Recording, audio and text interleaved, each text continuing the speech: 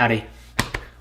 Russ here. This is not clickbait at all. This is not a joke. My dad tried to kill himself in front of me. I know a lot of people think it's weird to make a YouTube video about a story that's deep or too personal. Lots of people write novels and stories about their lives. I'm dyslexic. I don't see me writing a book anytime soon to express myself. I'm going to express myself through the way that I know how, which is video and YouTube. So here's my story of how my dad tried to kill himself in front of me. I'm making this video to help anybody that has gone through a similar situation. I'm not making it to hurt anybody. I'm not making it to hurt my dad. I think I can be honest with my channel, with what went on with my life and what's going on with my life. So I'm going to be honest with you guys. I should probably give you a bit of history to start. Okay, so my mom and my dad got married. They had 3 kids. I have an older brother, I'm the middle, and then I have a younger sister. They shortly after divorced, and I have a stepdad now because my mom remarried.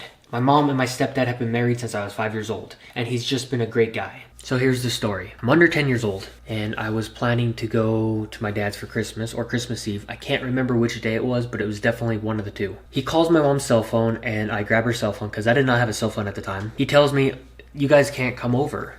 You can't come over for Christmas. And I'm like, why, Dad?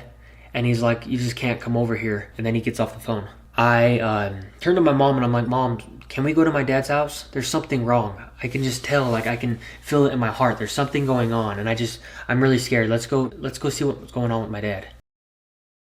So we pull up to his trailer. He had a trailer with a built-on garage.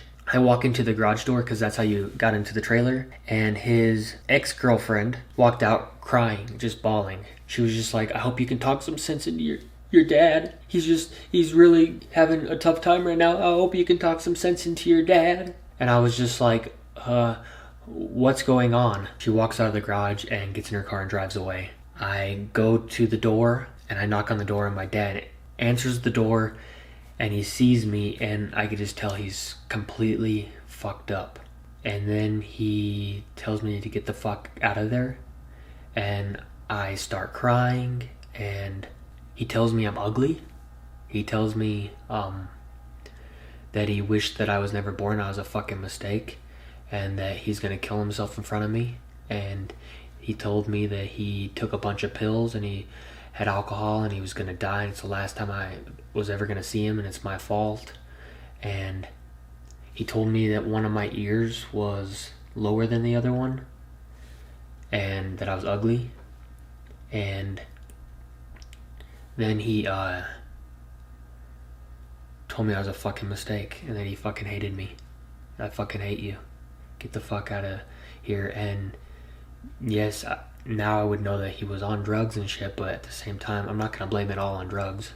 And yes, I was under 10 and I was bawling. I was just crying and I didn't know what to do. I didn't want to leave. And then he just kind of was like, get the fuck out of here. And he's pointing to the door. He's pointing to the fucking door. He's like, get the fuck out of here.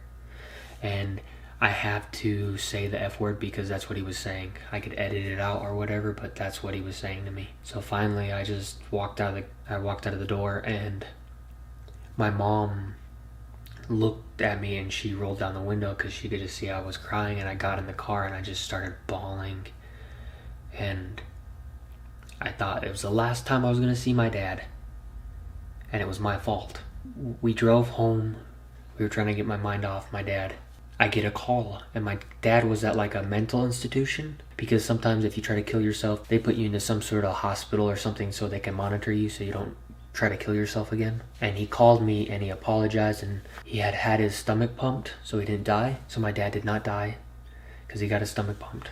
After that, it was really hard to look at my dad the same. I would be like, you know what? If my dad actually died today, I've already cried like my dad was going to die.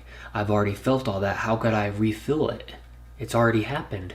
I don't think that I could feel anything if my dad really died this time. So that's the overall story of what happened, and why I'm telling you this story is because it fucked with me for a long time. I've had at least a couple people, but one person in particular that I really remember saying, oh, you had no dad in your life.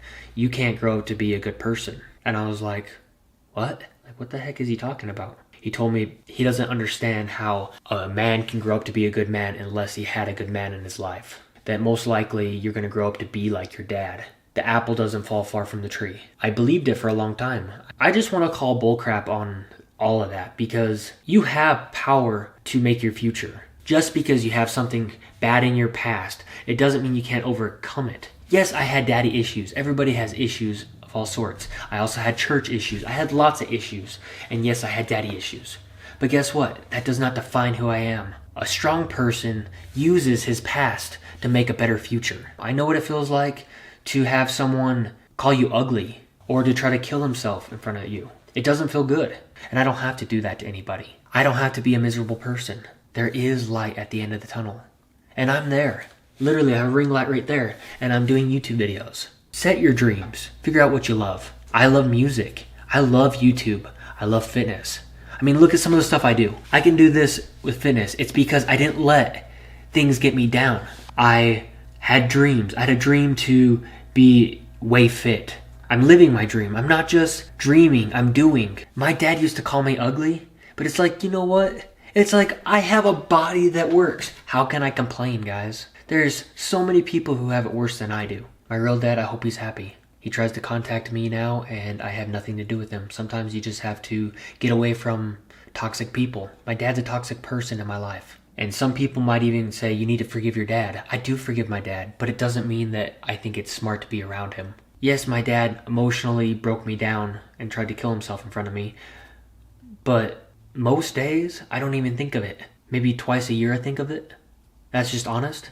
And I've learned to be proud of my past, if that makes any sense. I know it's not necessarily something I should be proud of, but I am proud because it made me the person I am today. So I'm thankful for that. And I'm thankful for my stepdad and my mom and my family. And I'm thankful for Chris. It's like I have so much to be thankful for. And I'm thankful for you guys. I'm thankful for you guys supporting my channel. Thank you guys. It means a lot to me and Chris. Like this video, subscribe to russ, and hit that notification bell. russ, love you long time.